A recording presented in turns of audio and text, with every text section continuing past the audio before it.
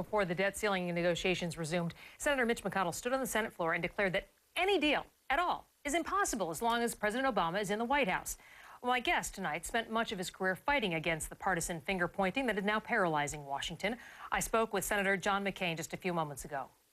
Senator McCain, thank you so much for joining us today. Thanks for having me on. Today, Senator Mitch McConnell blamed President Obama for the failure to reach a debt ceiling deal. Listen to this and then give me your opinion.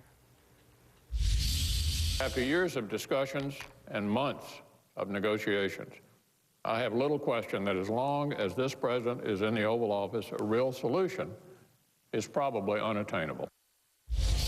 Do you agree with that? Yes, I do, and unfortunately, but predictably, the president has now gone from the blame game to the scare game.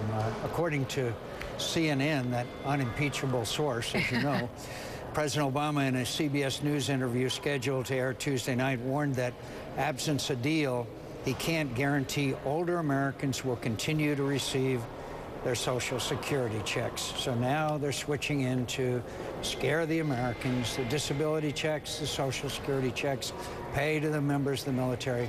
It's really unfortunate, and it's demagoguery. You know, it just came out that Senator McConnell also brought this up today, and perhaps it really takes that argument away from the president. He says that he wants to pass legislation authorizing the president to make successive requests to increase the debt limit. 3 different requests he would approve, $700 billion to $900 billion. And that is what he's saying. Basically, if you think it's so bad that the sky is going to really fall, you can do it. And we would only have to disapprove it by a 2/3 vote, I believe it was. I mean, it sounds like a brilliant political plan. Does this put the president, though, in really a political pickle? Well, I think it certainly takes the air out of the balloon of the president that says where there's no long-term, there would be no short-term agreement. We're giving him a chance to have an agreement that would keep the government from shutting down, which would keep the Social Security checks going. So it certainly does that. Also, what I hope it does is put pressure on that some of the things that were agreed to between the Vice President, Senator Kyle, and others would be restored, which have now been taken off the table.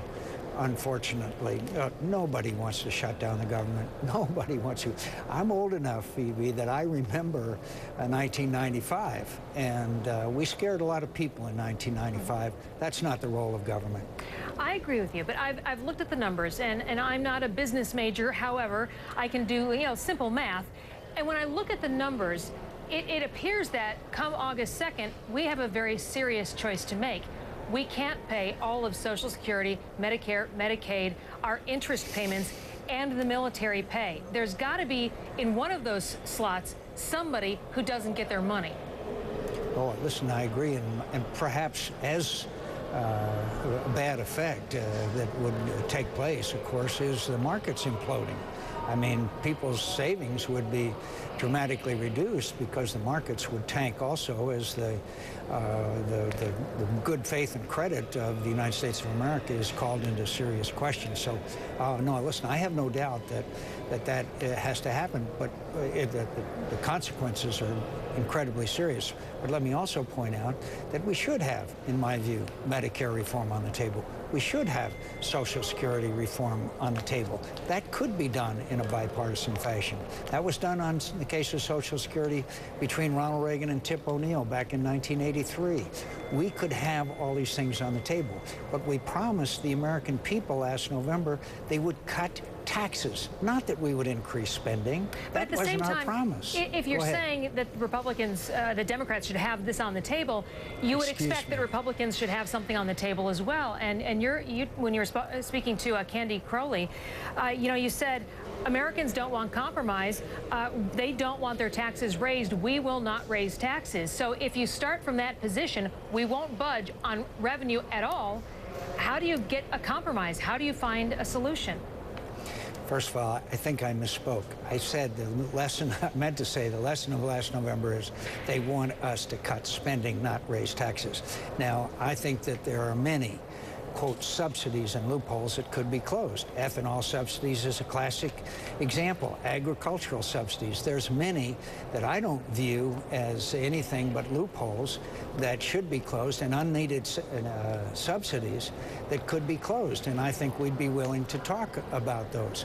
But to simply just raise people's taxes, no matter whether they make over $200,000 a year or not, is one, not the mandate we got, and two, it's harmful to the economy. Our problem is not taxes. Our problem is spending. The size of government has doubled since 1995. We can't stay on this spree.